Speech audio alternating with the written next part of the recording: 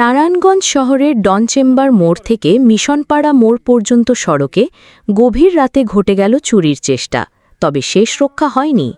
বৃহস্পতিবার ১৬ জুলাই দিবাগত রাত আনুমানিক ৩টের দিকে শহরের সৌন্দর্য বর্ধনের জন্য স্থাপিত সড়কবাতির নিচে থাকা মূল্যবান বিদ্যুতের তার কেটে চুরি করার চেষ্টা করছিল এক ব্যক্তি।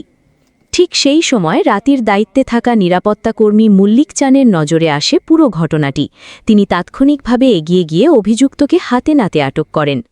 স্থানীয়দের দাবি, এ ধরনের চুরি শুধু সরকারি সম্পদের ক্ষতিই নয়, বরং নগরের সৌন্দর্য ও জননিরাপত্তার জন্যেও বড় হুমকি।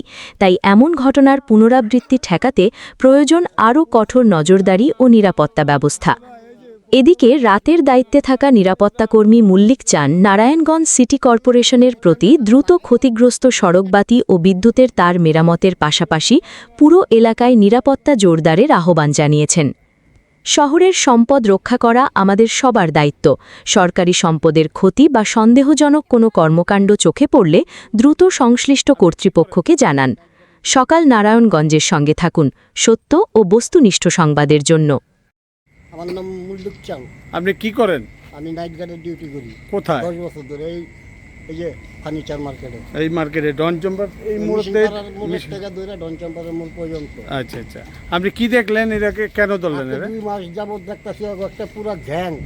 হ্যাঁ, এই যে সিটি কর্পোরেশনের এই যে খাম্বার তার গিনি জি কাইটা নিয়ে জায়গা। আচ্ছা। ধরতে গেলে ওরা মনে করেন যে চাকু, ওরা দল খায় গুরু চাকু চুকু দেয় দৌড়া নিয়ে দেয়। আচ্ছা আচ্ছা, আমি একা, আমি তো বাড়ি মানুষ দৌড়াইতে পারি না, জি ধরতেও পারি না।